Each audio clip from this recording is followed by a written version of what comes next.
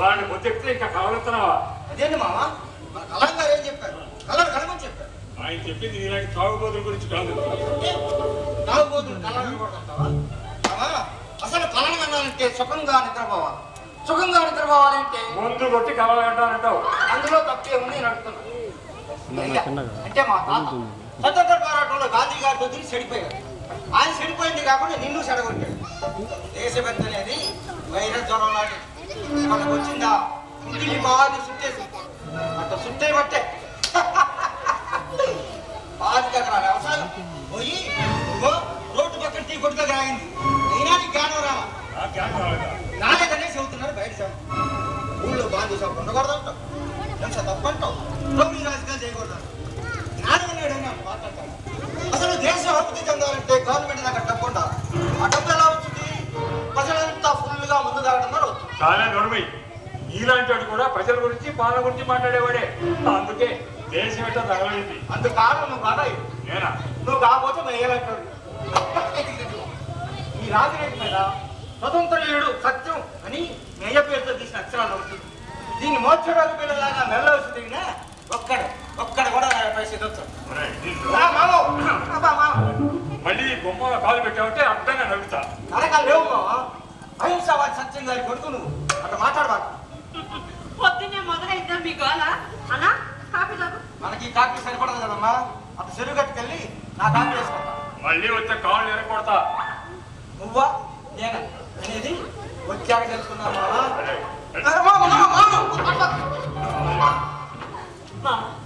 ఎప్పుడు ఉండేదేగా మీ గోళ. పోనీ రాజు వానికి చేసేదే ఉంది. ఏమన్నామంటే నాన్న అయిపోయాడు.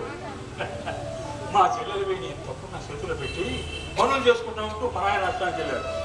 ఆ తర్వాత వాళ్ళు ఏమైంది తెలియలేదు. తిరిగి నా చెప్పులు వచ్చిపోయాయి కానీ వాళ్ళు ఆశకి దొరకల.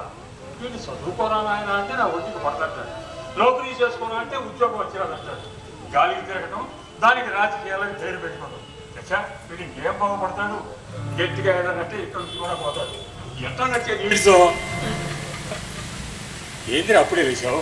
కాసేపు పడుకోలేకపోయావు. ఈ మాత్రం దానికి ఇంట్లో మునగ తీసుకుని పడుకుంటే పనులు ఎట్టా అవుతాయి? ఇప్పుడు నువ్వు బయటకు వెళ్ళి చేయాల్సిన అంత అర్జెంట్ పని ఏముందంట? అదేంటే జైలు సూపరింటెండెంట్ సార్ ఇంట్లో ఇవాళ ఏదో పార్టీ ఉందట. భోజనాల దగ్గర సాయం ఉండాలి అన్నారు.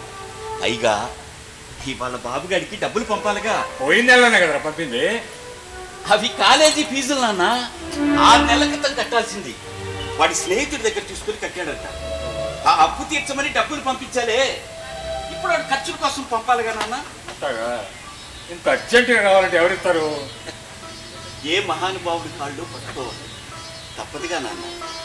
ఈ సంవత్సరం కాస్త కష్టపడితే వాడు చదువు పూర్తవుతుంది.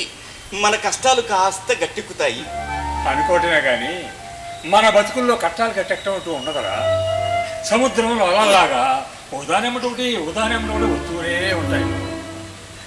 పైసా పోగేసుకొని నేను 2 ఎకరాల పొలం ఉన్నప్పుడు ఇలాగే అనుకున్నాను. అమ్మయ్యా ఈ 7తో మన కట్టాలు తీరిపోతాయని. మీ అమ్మ మంచం ఎక్కింది. నిన్ను చదువు మానిపించి వ్యవసాయంలో పెట్టాల్సి వచ్చింది. వాళ్ళే నీకు వ్యవసాయం తెలిసింది కదా అని సంతోషపడ్డాను. యాట పంటలు పోవడం తప్ప పైసా చేతికి రాలేదు. ఏదో మన అదృష్టం బాగుండి ఆ జైలు కట్టడం, మనం ఈ హోటల్ పెట్టుకోవడంతో మన అదృష్టం ఈ మాత్రంగా ఉంది. లేకపోతే నువ్వే ఇట్ట బెంగపడిపోతే ఎట్టా నాన్న? మనుషులన్నాక కష్టాలు ఉంటాయి. అంత మాత్రం చేతే భయపడి పారిపోతామా ఏంటి? ఏదో ఒకరోజు తీరకపోతాయని ధైర్యంగా బతకటమే. రాముడు, కారు చీకట్లో కూడా నీకు కొన్నంత ధైర్యం. నువ్వు నా కొడుకు అయినందుకు ఎంత గర్వపడతానో, నీకు ఏమి చేయాలనుకున్నందుకు అంత సిగ్గుపడతాను కూడా.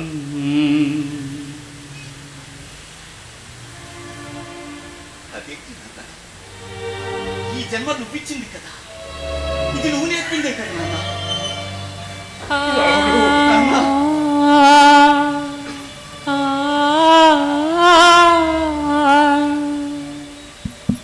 అవును నాన్న, ఇవాళ నేను ఎవరి దగ్గరికి వెళ్ళినా నారాయణ పాత్రుడు కొడుకు అని అంటారు. జైల్లో ఆఫీసర్లు కూడా ఎంతో గౌరవంగా పలకరిస్తారు. మనకు డబ్బు లేకపోయినా 10 మంది గౌరవంగా చూస్తున్నారంటే అందుకు కాను నేను చెప్పనా బావా, మీ అయ్య అంటే నా మామ గాంధీ గారి పిచ్చిలో పడిపోయాడు. దేశానికి స్వతంత్రం ఇప్పించిన ఆయన మన ఊరికి ఏమైనా చేయకపోతాడా అని మీ నాయనమ్మ ఉప్పు పెడతలో దాచుకున్న బంగారు గాజులు దేశపోయి నలుగురు మనుషులు కోడేసుకొని గామ స్వరాజ్యం అంటూ జెండా కొట్టు తిరిగాడు. పిచ్చిశాను జై కొట్టారు. ఆ జెండా అడ్డు పెట్టుకుని పైకి వచ్చినాడు. జెండా ఇచ్చాడు కదని విశ్వాసం చూపిస్తున్నారు. ఖర్చు లేని పని కదా. అట్లా కాకుండా మీ ఏ గౌరవం ఇచ్చే ఎదవల్లో ఒక్క ఎదవనైనా 100 రూపాయలు ఇవ్వను అప్పుడు వేసుకుంటే తాగుపోతావని తెల్లారిందా నీకు అప్పుడు వేసుకొచ్చావు? నువ్వేగా మామ బాగా పొద్దున్న నిద్ర లేపావు. పోరా ఎల్లో బాబు తగలచ్చావు. వస్తున్నా మామ, ఇగో ఈ పేపర్ చూసి పోదామని వచ్చా. అరే బావా, ఇగో ఈ వార్త చదవరా. అరటి పళ్ళు వచ్చేకు ఎమ్మెల్యే సీటు ఖరారు. అది సంగతి. నిన్న మొన్నటి దాకా ఈడెవడు మార్కెట్లో అరటి పళ్ళు అమ్ముకునేవాడు. ఆ వ్యాపారంలో గిరాకీ బాగాలేదని చెప్పి నారు తుపాకులు అమ్మటం మొదలెట్టాడు. పోలీసులు పట్టుకున్నారు. నారు తుపాకీతో ఇద్దరిని కాల్చి పారిపోయాడు. మళ్ళీ ఎరువులోకి వచ్చేసరికి అది లెవెల్. సరే అది అట్ట ఉంచి ఇదిగో ఈ చివరి పేజీలో ఈ మూల ఈ వార్త చదువు. కింద ఉంటుంది. ప్రముఖ స్వాతంత్ర సమరయోధుడు ధూళిపాళ్ల కాంతారావు మృతి. వయసు 108 సంవత్సరాలు. భారతి కర్పూరంలా కరిగిపోయిన ఆస్తులు, అనాథలుగా మిగిలిన వారసులు. ఇది ఫ్యాక్ట్. పేపర్లో కూడా చూసారా? దేశం కోసం మట్టి కొట్టిపోయినాడు గురించి చివరి పేజీలో మూలన కాసింత రాశారు. మర్డర్ చేసిన వాళ్ళ గురించి పొట్టు పేజీలో రంగుల్లో వచ్చేసారు. దీన్ని బట్టి నీకేమవుతుంది చెప్పు. ఈ దేశాల్లో మట్టి కొట్టిన వాళ్ళ గురించి ఇట్లా రాస్తారు కానీ చెప్పింది చాలే పారా, చెప్పొచ్చు నీతులు. నీతులు చెప్పాల్సిన అవసరం నాకేంటి మామ. రోకం ఎట్లా ఉందో చూపిస్తున్నాను అంతే. చూపించింది సాలే గాని టిఫిన్ చేద్దరు కానీ రండి, ఇడ్లీ వండాను. భద్రా బావా, ఇడ్లీ తిన్నాం. ఏ పొద్దున్నే మందు పోయించినట్టు బిర్యానీ పెట్టించలేదా? పొద్దున్నే చికెన్ బిర్యానీ తింటా మావా, అందుకే 7 ఇడ్లీ తిన్నామని వచ్చా. పోసుకోలేదు మరి. ఏనాడో నీకు రుణం తిను. వ్యావర్స్గా తింటాం, బాగా తింటాం. పొద్దున ఇండైరెక్ట్ గా డైలాగ్ కొడుతున్నావు నా గురించేనా? అయ్యో మిమ్మల్ని అంటానా బాబు, మా సింహాద్రి గారు మీకు తెలుసుగా. నాకేమో తెలియదు. అసలు ఆ మాటకు వస్తే ఆయన గారు తెలియని ఎవరికి నామాల దేవుడైనా తెలియని వాళ్ళు ఉంటారా కానీ ఈయన గారు తెలియని వాళ్ళు ఉంటారా? కస్తూరి మృగం సహజ వాసనని వెదజల్లినట్టు ఈయన గారు కిలోమీటర్ ఉండగానే తెలిసిపోతుంది.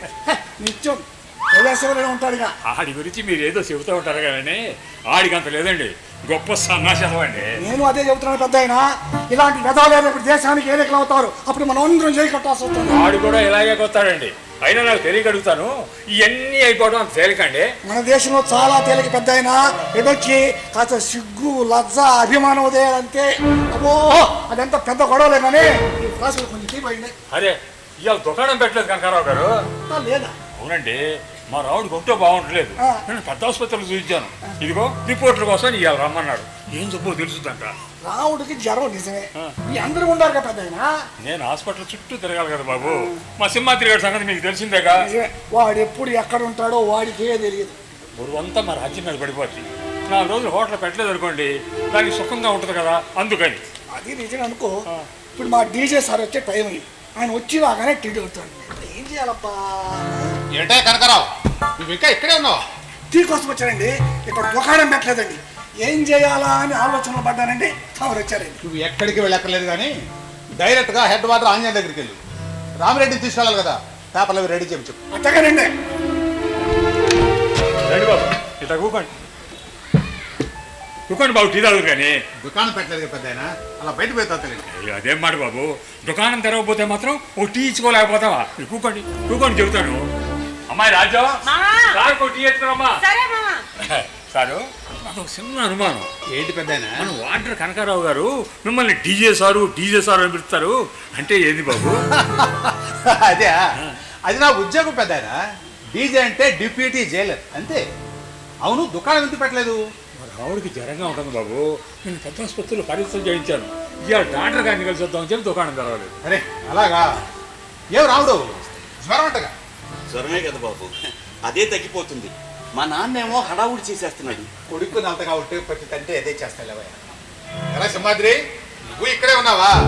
ఇవాళ మీటింగ్లు ఏమి లేవేంట్రా? అబ్బో, పొద్దున్నే గుర్రం ఎక్కేసినట్టున్నావు. శశా, అసలు ఏం లేదు బాబు. దాహంగా ఉందని మస్తాని గారి మంచినీళ్ళు తాగానండి. పంపు నీళ్ళగా ఉన్నాయండి, ఒకటే కంపు. నీ దుంపలేగా, నమ్మేవాడు ఉండాలి కానీ ఎలాంటి కథలైనా వినిపిస్తారు. అది సరే, నీ మనవడు చదువు ఎంతవరకు వచ్చింది? ఆఖరి సంవత్సరం కదా బాబు, బాగా సంవత్సరాలు అని చెప్పారు. ఉద్యోగం ఇస్తామని చెప్పి బెంగళూరు నుంచి ఏదో కంపెనీ వాళ్ళు కాలేజీకి వచ్చి తీసుకుంటామని చెప్పారంట బాబు. ఓ, క్యాంపస్ లో సెలెక్టెడ్ అనమాట. Very good. టీ తీసుకోండి బాబు. తీసుకోండి బాబు. నాన్న, నేను సూపరింటెండెంట్ గారి దగ్గరికి వెళ్ళొస్తాను. అట్లాగే.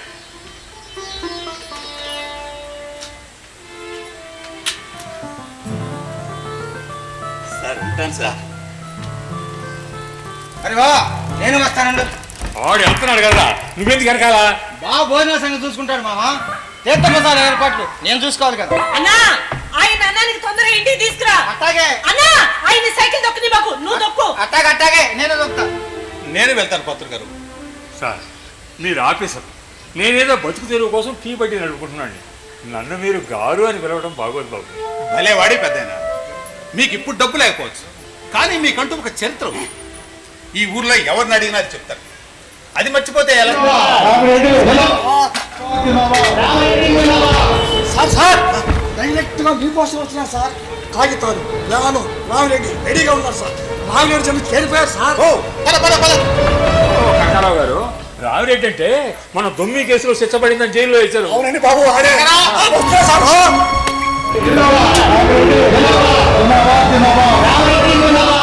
మామా, డాక్టర్ దగ్గరికి వెళ్ళాలన్నావు, మర్చిపోయావా? ఓ, లేదు లేదు, బయలుదేరుతున్నా.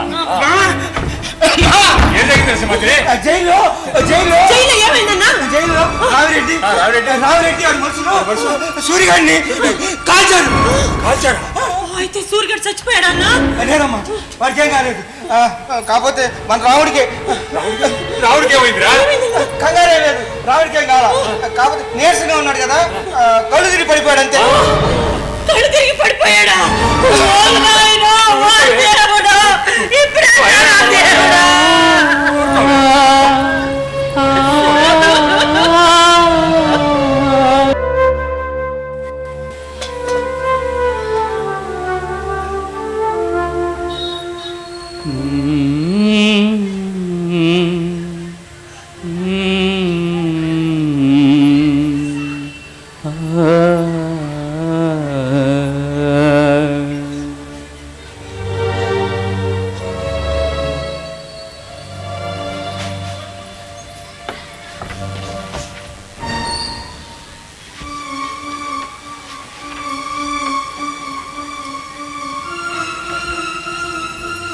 రావుడు రావుడు రావుడు సపరేట్ బాబు గారు, మీరా? రండి బాబు, తొందరగా రావుడిని పిలవండి. రావుడు రావుడు, నాన్న, సూపరింటెండెంట్ బాబు గారు వచ్చారా? కొనరా వస్తున్నానన్నా. కొనరా. సార్ నమస్తే సార్. జరిగిపోయిందిరా. ఏమైంది సార్? కాళ్ళకు పారాన్ని పెట్టించుకున్న పిల్ల నా గుండెలు తొక్కుకుంటూ గడప దాటి వెళ్ళిపోయింది. ఎందరో కళ్ళుగట్టిన నేరస్తులను బంధించిన ఈ చేతులు నా సొంత కూతురు ప్రేమను బంధించలేకపోయా. తల్లి గుండెల్లో తిద్దుతున్న కన్నీరు, ఒక అధికారి గుండెల్లో రగులుతున్న అగ్ని, ఇవి రెండు నాలో యుద్ధం చేస్తున్నా. నా పేరు, నా పదవి, నా జీవితం అన్ని ఒక్కసారి పట్టిలో కలిసిపోతాయన్నాను. నాకు ఊపిరాలని ఇవ్వటం లేదు. ఈ విషయం 10 మందికి తెలిస్తే నాకు చావే గతి. రావుడు, ఈ క్వార్టర్స్ లో వాళ్ళకి మన విషయం తెలియకముందే రాత్రి అమ్మాయిని మన ఇద్దరం వెతికి పట్టుకోవాలి. తెల్లవారేసరికి నా కూతుర్ని తిరిగి తీసుకురాకపోతే నాకు బ్రతికే అర్హత లేదు. పాత్రుడు గారు, రాముడికి జ్వరంగా ఉందని తెలుసు, కానీ ఇది నా కుటుంబ సమస్య, అంతకు మించి నా జీవిత సమస్య. రాముడిని నాతో పంపించండి.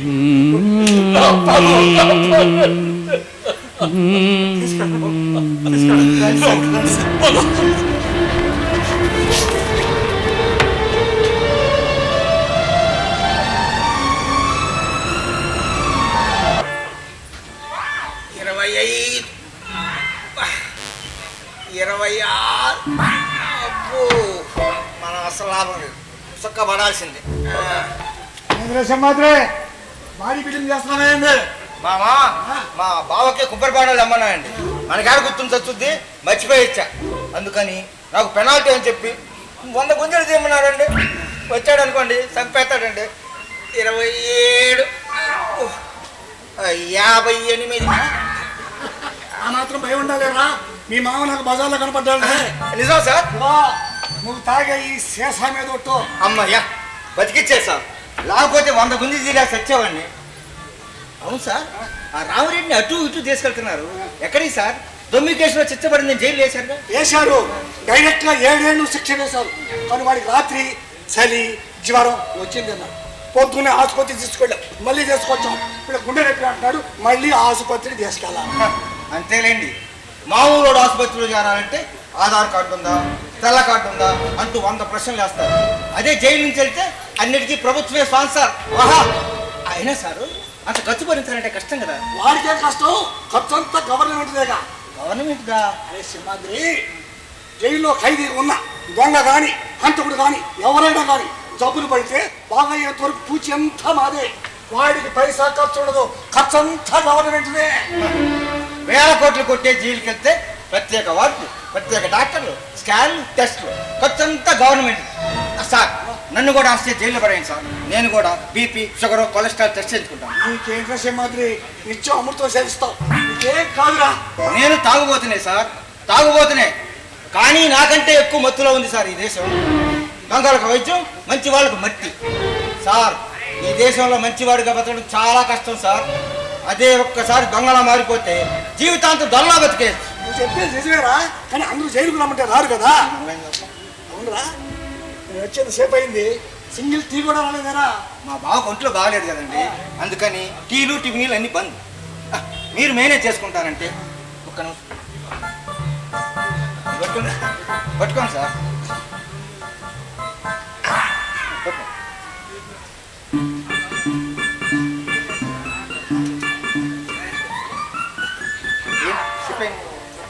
ఏంటి సార్ సిప్ అయింది? తప్పురా, తప్పు. పట్టుకో, ఇది పట్టుకో. డ్యూటీ, డ్యూటీ ఫస్ట్ అనమాట. అమ్మా, డ్యూటీ. డ్యూటీ ఫస్టా? అబ్బో, అప్పుడేదో రోజు నికాస్గా డ్యూటీ చేస్తున్నట్టు. అవును, రోజు అడగగానే సిగ్గు లేకుండా సిప్పేసేవాడు. ఇవాళ ఏమైందబ్బా? మనకెందుకులే, దేనికైనా అదృష్టం ఉండాలా.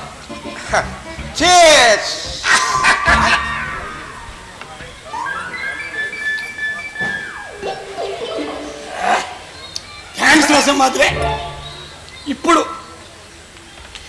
డైరెక్ట్ డ్యూటీకి వెళ్తా. ఇంకేముంది, మొత్తం నాకేసిపోయాడు. ఇదిగో, నువ్వు ఎంత చెప్పినా వినవా? ఇప్పుడు నువ్వు బయటకు వెళ్ళిపోతే కొంపలేమన్నా మునిగిపోతాయా? అవునరా బావా, అర్జెంట్ పని ఉంటే వెళ్ళొస్తాగా, పని ఏంటో చెప్పరాదు.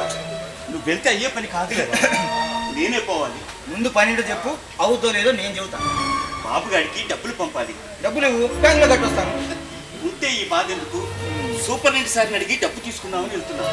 ఏంది, చేతిలో రూపాయి లేకుండానే బ్యాంక్ లో డబ్బులు కట్టాలని పాటుపడుతున్నావా? సూపరింటెండెంట్ సారు డబ్బులు ఇస్తానన్నారే. బావా, నిజం చెప్పరా? సూపరింటెండెంట్ బాబు నిజంగా డబ్బులు ఇస్తానన్నాడా? ఇంకా అడగలేదు. బాగానే ఉంది, నువ్వు అడగను లేదు, ఆయన ఇస్తారో లేదో తెలీదు. నువ్వు మాత్రం బ్యాంక్ లో డబ్బులు కడతానని బయలుదేరావు. ఇట్లా తిరుగులు ఎట్లా తిరుగుతున్నావయ్యా? అసలు నీరసంగా ఉన్నావు. తిరగకుండా ఇంట్లో కూర్చుంటే పనులు ఎట్లా అవుతాయి? బాబుగాడికి వచ్చే నెలలో ఫైనల్ పరీక్షలు, పుస్తకాలు కొనుక్కోవాలా, పరీక్ష ఫీజులు కట్టుకోవాలా, కడుపు నిండా తినాలా, చేతిలో పైసలు లేకుండా వాడు అక్కడ ఏం తింటాడు? నిజమేనయ్యా, కానీ నీ ఆరోగ్యం గురించి కూడా నువ్వు చూసుకోవాలిగా. నా ఆరోగ్యానికి ఏమైంది? ఏమీ కాల, నేను బాగానే ఉన్నాను. అది కాదురా బావా, మన జైలు కడిదిరి పడిపోయావా? రోజంతా ఆసుపత్రిలో ఉన్నావు. పిల్లల సంగతి మేము చూసుకుంటాం కదా, 4 రోజులు విశ్రాంతి తీసుకో. బాబా, ఇది ఆఖరి సంవత్సరం రా. ఈ సంవత్సరం వాడు చదువు కట్టం తగిలిందనుకో, జీవితం మొత్తం బాధపడతాడే వాడు. అదే నా బాధ. నీ బాధ నాకు అర్థమైందయ్యా. నా బాధ కూడా కాస్త అర్థం చేసుకో. మొన్న జైల్లో కళ్ళు తిరిగి పడిపోతే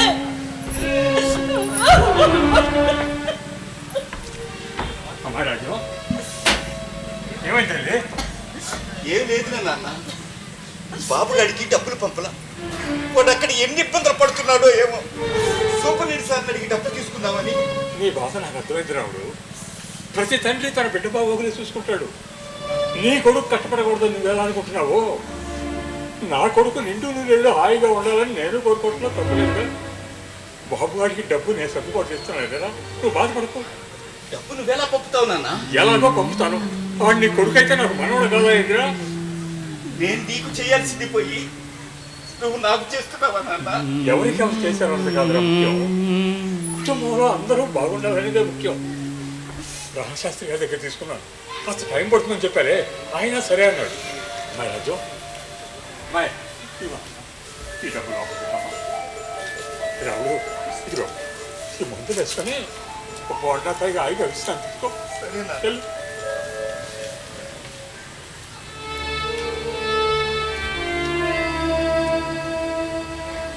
చచ్చా, వాళ్ళు కాల్చుకోవటం ఏంటో కానీ మా పేకల మీదకి వచ్చింది. కాల్చిన వాడు బాగున్నాడు, కాల్పించిన వాడు బాగున్నాడు, మధ్యలో మేము చస్తున్నాం. అయినా బాబు, నా తెలవ కడుగుతాను, రామిరెడ్డి మనుషుల్ని సూర్యగాడి మనుషుల్ని ఒకే చోట ఉండేటి పెట్టడం ఏంటంటే వాళ్ళిద్దరి భర్తని మీకు తెలుసు కదా. ఒక్కో గ్రూప్కి ఒక్కో ఏసీ చాంబర్ కడిచిమంటావా? ఇప్పుడే జైలుకి పిక్నిక్ వచ్చినట్టు వస్తున్నారు, అప్పుడే శోభనానికి వచ్చినట్టు వస్తారు.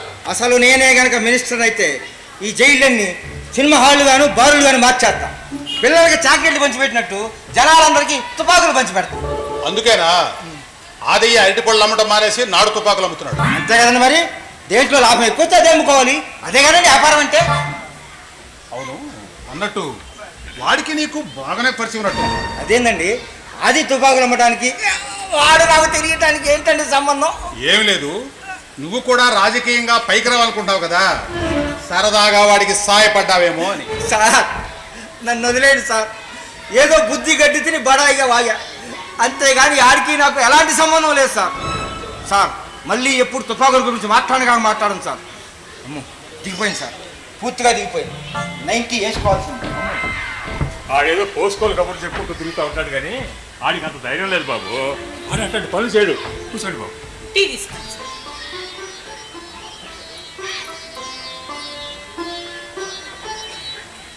చూడమ్మా, వారం రోజుల క్రితం అంటే జైల్లో కాల్పులు జరగక ముందు ఈ ప్రాంతంలో కొత్త వాళ్ళు ఎవరైనా కనపడ్డారా? లేదు బాబు. నాకు ఎవరు కనపడలేదు బాబు. కొత్త వాళ్ళు ఎవరు రాలేదు అంటే పాత వాళ్ళే పని చేస్తుంటారు. ఏ పని బాబు? అదే రామిరెడ్డి మనుషులకి తుపాకీ అందించింది ఎవరు? ఎవరైనా జైలుకి వచ్చారేమో బాబు. జైల్లో తనిఖీ చేస్తారు. చూడటానికి వచ్చే వాళ్ళని తనిఖీ చేస్తారు, కానీ రోజు వెళ్ళే సాకల కొండయ్య మంగళగిరి స్వామిని కూడా తనిఖీ చేస్తారు బాబు. అవును పెద్ద ఆయన, రోజు వచ్చే వాళ్ళను కూడా తనిఖీ చేయాలి. కానీ వాళ్ళు ఇక్కడే ఉంటారు కదా అని చిన్నపాటి బద్ధకం. అయినా మా ఇన్వెస్టిగేషన్లో ఆ రోజు వాళ్ళు ఆ సమయానికి రాలేదని తెలిసి. రోజు వెళ్ళేవాళ్ళు ఇంకా ఎవరున్నారు బా? నీకు వస్తున్న ఆలోచన కరెక్ట్ పెద్ద ఆయన. అంటే మా రాముడు, మీ రాముడు కూడా రోజు ఆఫీస్లో వాళ్ళకి టీ ఇవ్వడానికని టిఫిన్లు సప్లై చేయడానికని వెళ్తారు కదా. బాబు, ఆయన తప్పుడు పనులు ఎప్పుడు చేయడు బాబు. చేశాడని అంటున్నానా? మిగతా వాళ్ళ మీద అనుమానం వచ్చినట్టే మీ మీద కూడా అనుమానం వస్తుంది అంటున్నా. అవును బాబు, అది మీ వృత్తి ధర్మం.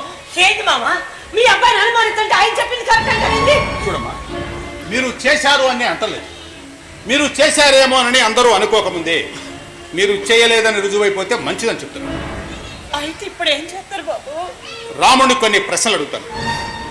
కొట్టరుగా అసలే నీరసంగా ఉన్నాడయ్యా. సరే అలాంటిదే ఉండు, జైలుకి తీసుకెళ్ళను. నీ ముందే ఇక్కడే అడుగుతా, సరేనా? చూడు రాముడు, సార్ నువ్వు రోజు ఆఫీసులో వాళ్ళకి టీలు టిఫిన్లు ఎప్పుడు ఇస్తుంటావు? పొద్దున పోటీస్తానండి.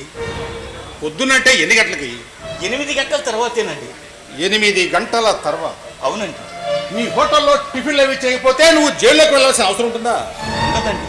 మరి కాల్పులు జరిగిన రోజున అక్కడెందుకున్నావు? అది జైలు సూపరింటెండెంట్ సార్ అమ్మాయికి ప్రధానం కదండి.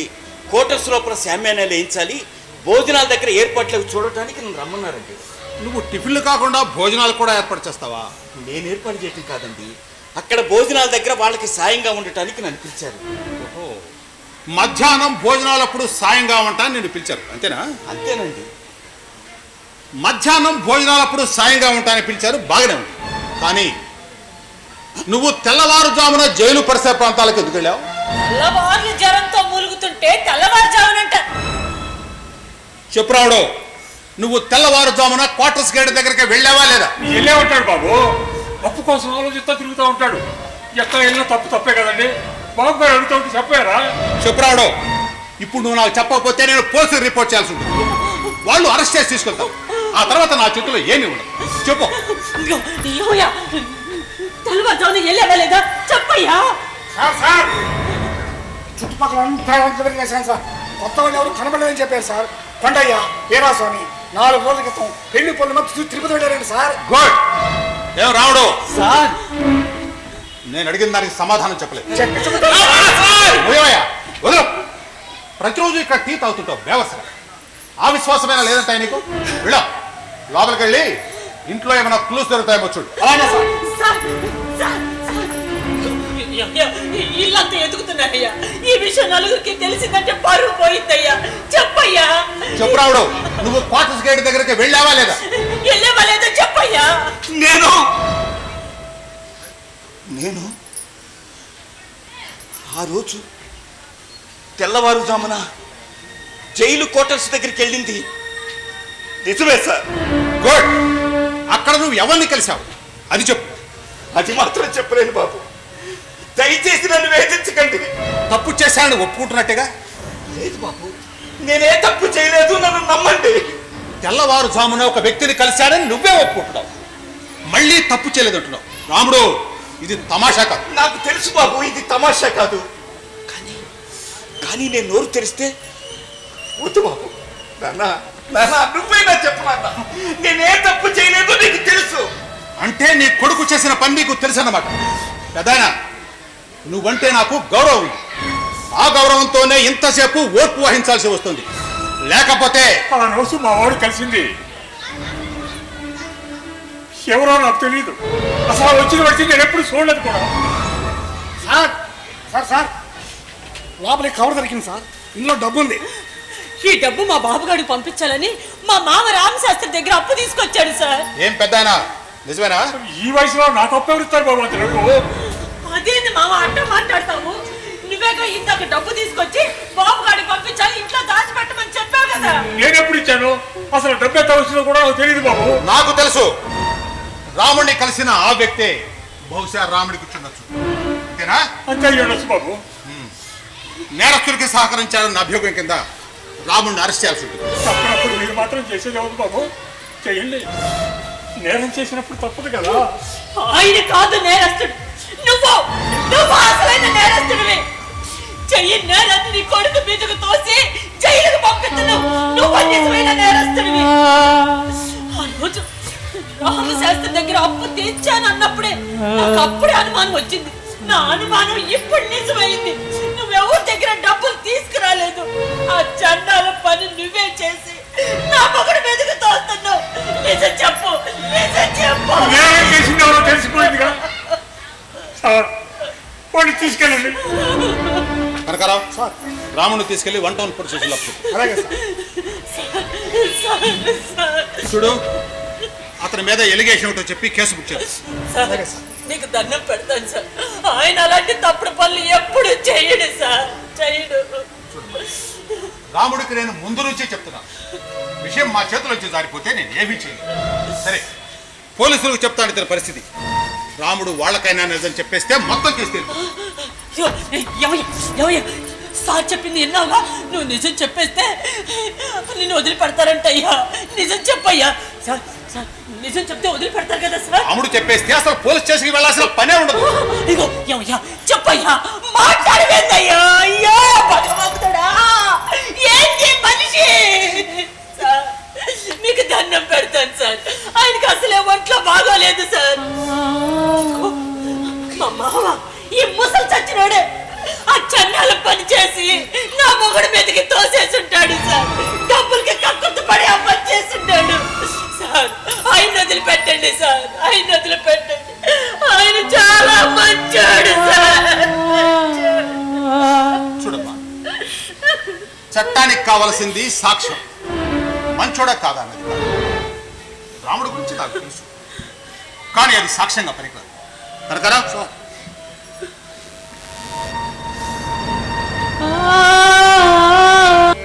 నాన్న, నీ పేరు సత్యం. నువ్వు చెప్పేదంతా సత్యం అనుకున్నావు.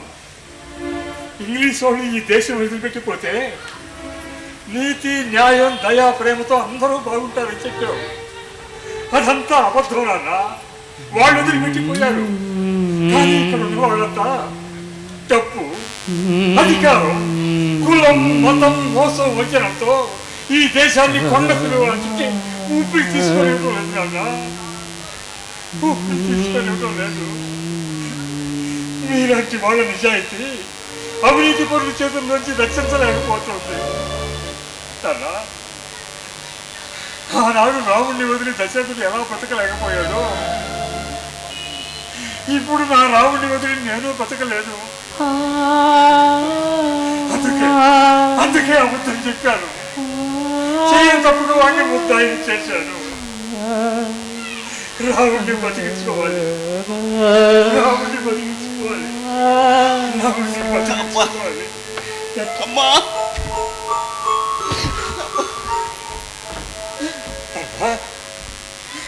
ఏమిటన్నా ఇది? నీ తలరాత కాదురా, నా తలరాత బాగాలేదు. కన్న బిడ్డ నీ స్థితిలో చూసి కూడా నేను ఇంకా బతికే ఉన్నానంటే నా తలరాతే బాగా నొప్పిగా ఉందన్నా. పోలీసులకు వచ్చినందుకు నొప్పిగా లేదు నాన్న. నేనెంతగానో ప్రేమించే నాన్న. నాకు ఊహ తెలిసినప్పటి నుంచి నా వేలు పట్టుకొని నడిపించిన నాన్న. నేను కష్టంలో ఉన్న ప్రతిసారి నాకు కొండంత అండగా నిలబడ్డ ఈ నాన్న ఎందుకు ఇలా చేశాడనే బాధగా ఉంది. అందుకు నొప్పిగా ఉంది నాన్న. నువ్వు అబద్ధం చెప్పావు. ఎలాంటి కష్టంలోనైనా ఎంతో ధైర్యంగా ఉంటే నువ్వు ఎందుకు ఇలా పిరికి అయిపోయావు? నేను చెయ్యని నేరానికి నన్నెందుకు దోషిగా నిలబెట్టావు చెప్పు నాన్న. రోజు రాత్రి జైలు సూపరింటెండెంట్ సార్ మన ఇంటికి వచ్చేసరికి నీకు తెలిసినది నాన్న. నువ్వు మాట్లాడావు, మరి నువ్వెందుకు అబద్ధం చెబుతున్నావు? చెప్పాను, అబద్ధమే చెప్పాను.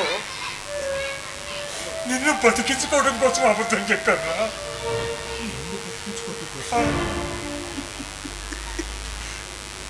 నన్ను బ్రతికించుకోవటం కోసం. అయినా నాకు ఇప్పుడు ఏమైందని? నీ ఆరోగ్యం గురించి నీకు తెలియదురా? నీకు వద్దు నాన్న, నా మాట నమ్ము. నేను నీ మేలు కోసమే చేశాను. ఎలా నమ్మమంటావు? ఎలా నమ్మమంటావు? నన్ను చెయ్యని నేరానికి జైలుకి పంపించింది చాలక అది నా మేలు కోసమే చేశానంటే ఎలా నమ్మన్నా? లోకంలో ఏ తండ్రి అయినా కొడుకుగా పడిపోవాలనుకుంటారు, కానీ నువ్వు నన్ను చెయ్యని నేరానికి జైలుకి పంపించావు. నీలో ఏదో స్వార్థం ఉంది, లేకపోతే ఇలా ఎందుకు చేస్తావు? ఇన్నాళ్ళు నీ మీద ఎంతో గౌరవంతో ఉన్నారు. మనం పేదరికంలో ఉన్నా అందరూ నిన్ను అభిమానంతో పలకరిస్తూ ఉంటే ముచ్చటగా ఉండేది.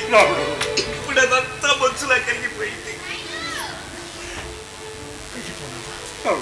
మరొచ్చి దూరంగా వెళ్ళిపో.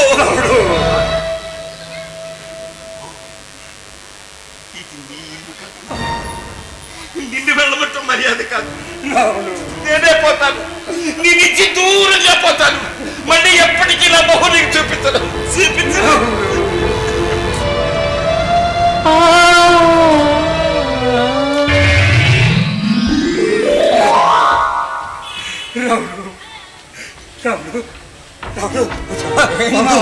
కొత్త పగల పేడకాలు వస్తున్నాయా? చేసిన పాపం ఊరికే పోతుందా? నుంచున్నా కూర్చున్నా అలా వెంటాడుతూనే ఉంటది. నువ్వంటారా సింహాద్రి, రాముడు వచ్చాడంటరా? వాడేమో నిండు భోజనానికి వెళ్ళాడా? నోట్లో కిల్లి చేసుకొని కులాసాగా వచ్చేయడానికి. వాడు వెళ్ళింది 1 టౌన్ పోలీస్ స్టేషన్కి. అయినా మావా నాకు అర్థం కాక అడుగుతాను, కొడుకును జైలు పంపించిన తండ్రిగా కిరీటం కొట్టాననుకున్నావా? లేకపోతే ఏంటి మావా, ఎవరైనా కొడుకు మంచివాడు కాకపోయినా ఎలాగైనా రక్షించాలనుకుంటారు. నువ్వేంటి మావా మంచివాడిని జైలు పంపించావు? స్వతంత్ర ఈరుడు కొడుకు కదన్నా. ఇదిగో ఈ రాగి రేకు పత్రం వాళ్ళ నాయనకి ఇచ్చినట్టే రేపు ఈయనకి బంగారు రేటు మీద రాసిస్తాడనుకున్నాడేమో. ఇంకా వాళ్ళు ఏమైపోయినా పర్వాలేదు, ఈయనకి మాత్రం న్యాయం ధర్మం కలకాలం ఉండాలా. అన్నా నువ్వు ఇంటి దగ్గర ఉంటావా? నాకు బయట కాస్త పని ఉందన్నా, ఇల్లు జాగ్రత్త. అసలే ఈ మధ్య ఎవరిని నమ్మలేకపోతున్నా.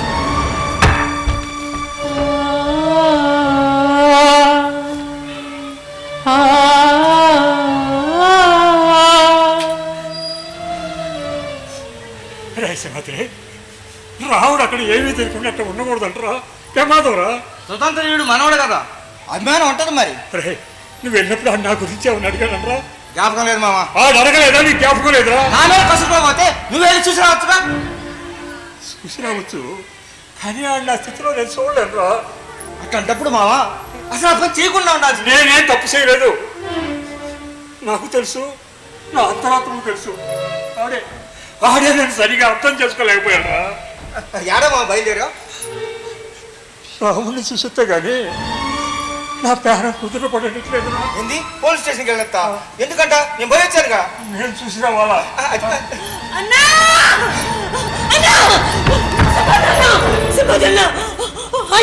లేడంట, వేరే చోటుకు మార్చారని కంకారం చెప్పాడన్నా. అన్నా ఆయన ఎక్కడ ఉన్నాడు? ఎలా తప్పదన్నా. 1 టౌన్ స్టేషన్ జనం ఎక్కువయ్యారని మా నాన్న వేరే కాడ మార్చారట్లే. రాముడు ఎక్కడ ఉన్నాడో నీకు తెలుసా తెలియదురా? తల్లి తోడుగా 2 రోజులు తగెదుగుతున్నా మావ. అసలు ఆడవాళ్ళు దొరకడం లేదు. చెబితే మీరు కంగారు పడతారని మీతో చెప్పరా? అనందావుడు సరే దగ్గరుండి ఇదంతా చూసుకుంటున్నారంట. అయితే ఏదో అనుమానమేనన్నా. ఆయన ఎప్పుడు అంటూ ఉండేవాడు, ఎన్కౌంటర్ చేసే ముందు నేను బయటికి పంపించేస్తాము అని. అన్నా అన్న నాకు ఏదో భయంగా ఉందన్నా. ఏంటి పెద్ద ఆయన నన్ను తలుచుకుంటున్నావు? మా రాముడి గురించి సింహాద్రి గారు ఏదో చెబుతున్నాడయ్యా. ఆ విషయం చెబుదామనే వచ్చాడు. సింహాద్రి నీ కోసం కనకారావు చూస్తున్నాడయ్యా. ఎందుకో మరి. వెళ్ళి వెళ్ళి వెళ్ళి. అలాగే సార్. బాబు, మా రాముడు ఎక్కడున్నాడు బాబు? అదృష్టం బాగుంది. 2 రోజుల క్రితమే అసలు నేరస్తులు దొరికారు. రాముడు నిర్దోషం తెలుసుకున్నాడు. ఒక అందుకు మాత్రం చాలా సంతోషంగా ఉంది పెద్ద ఆయన. ప్రభుత్వానికి సాయం చేయడం కోసం కన్న కొడుకని కూడా చూడకుండా అప్పగించావే. You are great. ఇంతకీ మా రాముడు ఏమయ్యాడు బాబు? రావుడా, మీ రాముడి 2 రోజుల క్రితమే పంపేశామే. పంపేశామంటే చంపేశారా బాబు? మీరెప్పుడు చెబుతూ ఉండేవాళ్ళు ఎన్కౌంటర్ చేసే ముందు ఇంటినే బయటికి పంపించి వెనకాలే వెళ్ళి కాల్ చేస్తాము అని. ఆ పని చేశారా బాబు? నిజం చెప్పండి బాబు, ఆయన ఏం చేశారో నిజం చెప్పండి బాబు. లేదమ్మా, నేను చెప్పేది నిజం. మీ ఆయన్ని 2 రోజుల క్రితమే స్టేషన్ చుట్టి పంపిస్తాం. రాలేదా? ఇంటికి రాలేదు బాబు. ఆయన ఎక్కడికి వెళ్ళాడో తెలియదు. మీ కాళ్ళు పట్టుకుంటారు బాబు, నిజం చెప్పండి అయ్యా. లేదమ్మా, నా మాట నమ్ము. రాముడిని 2 రోజుల క్రితమే స్టేషన్ చుట్టి పంపిస్తాం. ఇంటికి రాలేదంటే నాన్న, నిన్ను నేనే చంపుకున్నాను రా. నిన్ను నేనే చంపుకున్నాను. అవును బాబు, నా రావుడిని నేనే నా చేతులారా చంపుకున్నాను బాబు. చేతులారా చంపుకున్నాను. అవే మాటలు పెద్దాయన. రాముడికి ఏం జరిగింది? బహుశా ఎక్కడికైనా వెళ్ళాడేమోలే. అది ఎక్కడికి వెళ్ళాడు బాబు? వాడి సంగతి నాకు తెలుసు. నేను చేసిన పనికి నన్ను అసహించుకొని నా ముఖం చుట్టూ యుద్ధం లేక ఎక్కడికో వెళ్ళిపోయాడు. పర్వాలేదు బాబు, పర్వాలేదు. వాడు నా ముఖం చూడకపోయినా, నన్ను అసహించుకున్నా, నన్ను ఏం చేసినా పర్వాలేదు. కానీ వాడు ఆరోగ్యం బాగలేదు బాబు. ఆడికి వెంటనే ఆపరేషన్ జరగకపోతే ప్రాణానికే ప్రమాదం అని చెప్పారు పెద్ద ఆసుపత్రి డాక్టర్లు. ప్రాణానికే ప్రమాదమా? అవును బాబు, ఆడికి మెదడులో ఏదో నల్లటి మొత్తం లాంటిది కనబడిందంట. వెంటనే ఆపరేషన్ చేయాలని చెప్పారు. కానీ 4 లక్షలు అవుతాయని చెప్పారు. ఏడున్నాయి బాబు. మా హోటల్ అమ్ముకున్నంత డబ్బు రాదు. ఎవరి దగ్గర అప్పు తీసుకుందామంటే ఇచ్చేవాడు కనబడలేదు. అప్పుడే మీరు రామిరెడ్డికి వైద్యం చేయించిన విషయం జ్ఞాపకానికి వచ్చింది. జైల్లో సుస్థి చేసిన ఖైదీల్ని మీరు ఆసుపత్రిలో చేర్పించడం తెలుసుకున్నాక నాకు ఒక ఆలోచన వచ్చింది. మా రాముడు కూడా జైల్లో ఉంటే ఆడికి వైద్యం ప్రభుత్వం వాళ్ళే చేయిస్తారనే దుర్మార్గపు ఆలోచన. ఎంత పని చేశావు బావా? డబ్బులు లేవని కొడుకుని జైలు పంపిస్తావా? కోలో నాలా చేసుకొని బతికించుకునేవాళ్ళం కదా. ఆయన ఎంతో సంతోషంగా కొడుకుని చదివించుకున్నాడు. ఉద్యోగం వచ్చిందని సంబరపడిపోయాడు. ఆయనకి ఆ సంతోషం లేకుండా చేశా కదా బావా. ఏంటో నా బుర్ర పనిచేయలేదు. కన్నబిడ్డ చావు బతుకుల్లో ఉన్నాడని తెలిసి అల్లాడిపోయాను. రాముడిని బతికించుకోవడం ఎలా, నా రాముడిని బతికించుకోవడం ఎలా, ఇదే ఆలోచనతో ఎన్నో నిద్రలేని రాత్రులు గడిపాను. ఒక పేదవాడు రోగం వచ్చి ప్రభుత్వ ఆసుపత్రికి పోతే చూసేందుకు డాక్టర్లు ఉండవు. డాక్టర్లు చూస్తే మందులు ఉండవు. టెస్టులు చేయడానికి మిషన్లు ఉండవు. ఉన్న మిషన్లో పనిచేయవు. కోట్ల రూపాయల ఖర్చుతో పనిచేయాల్సిన మిషన్లో పనిచేయకపోతే దుబ్బుడదా బాబు? జీతాలు తీసుకున్నందుకు బాధ్యతగా మరి చేయమని డాక్టర్లకు, ఆసుపత్రిలో పనిచేసే వాళ్లకు ఎవరు చెప్పలేరా? వాళ్ళకు జవాబుదారీతనం లేదా బాబు? బాబు, ఈరోజు ప్రభుత్వ ఆసుపత్రిలో చేరిన ఒక పేదవాడి ప్రాణం వాడి పారేసిన సిరంజి కన్నా హీనంగా ఉందయ్యా. అయినా బాబు, నేరం చేసిన ఖైదీల ఆరోగ్యానికి లక్షలకు ఖర్చు పెడుతున్న ఈ ప్రభుత్వం పేదవాడి ఆరోగ్యం కోసం ఒక్క 100 రూపాయలు ఖర్చు పెట్టలేదు బాబు. అందుకే నేను ఈ తప్పు చేశాను. తప్పు చేసావు కదా. చట్టంలో ఉండే లోపాన్ని అవసరానికి ఉపయోగించుకోవాలనుకుని చాలా పెద్ద తప్పు చేశాను. అవును బాబు, తప్పు చేశాను. చాలా పెద్ద తప్పు చేశాను. న్యాయం చెప్పే న్యాయమూర్తుల ఇంట్లోనే కోట్ల రూపాయల దొంగ డబ్బు బయటపడుతుంటే నోరుప్పలేని రాజ్యాంగంలో ఒక పేదవాడికి న్యాయం జరుగుతుందని ఎదురు చూసి తప్పు చేశాను. స్వాతంత్ర పోరాటంలో అంతా పోగొట్టుకున్న మా అయ్యకి రూపాయి పెన్షన్ కూడా ఇవ్వని ఈ దేశానికి నా యవ్వనాన్ని ఖర్చు చేసి తప్పు చేశాను.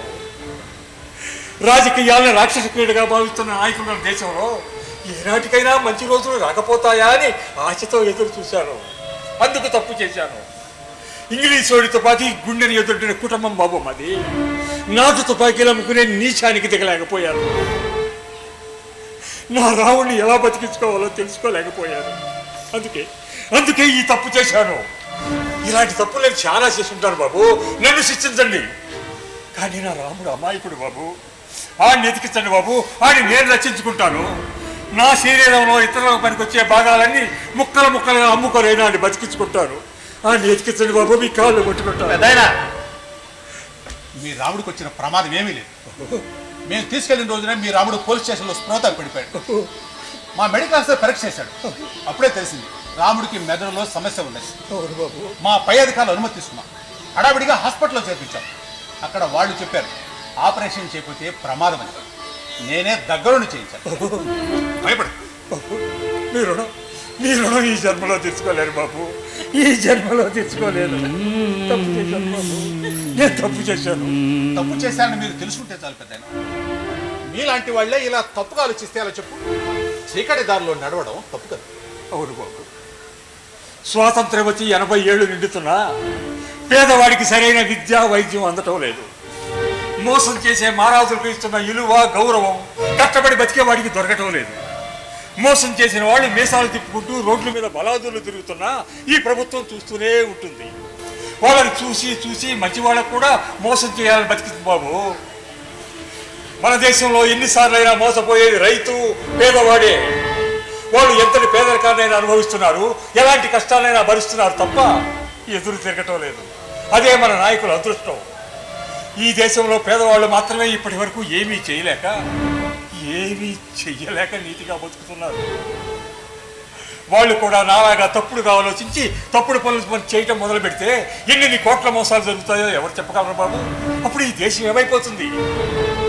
చీకట్లో మనం దారి తప్పకుండా దీపం పెడతాం. ఆ దీపం కిందనే చీకటి ఉంటుంది. దాని గురించి ఎవ్వరూ ఆలోచించేరు. అట్లాంటి దీపం కింద చీకటిని మాపు చేయడం చాలా కష్టం బాబు, చాలా కష్టం బాబు. నేను చేసిన తప్పుకు నాకు ఏ శిక్ష ఇస్తారో నాకు తెలియదు, కానీ నా రాహుడిని నాకు ఒక్కసారి చూపించండి బాబు. విలువల కోసం ఆరాటం, బంధాల కోసం పోరాటం, ఇది సగటు భారతీయ కుటుంబ నేపథ్యం. నా కళ్ళ ముందు ఆవిష్కరించాను. ఎప్పుడూ లేని విధంగా నా కన్నీళ్లు నాతో మాట్లాడే. కదైనా నీ రాముడు హాస్పిటల్లో సురక్షితంగా ఉన్నాడు. పదండి చూద్దాం. ఇది కళానికేతన్ వీరన్పాలెం వారి నాటిక దీపం కింద చీకటి.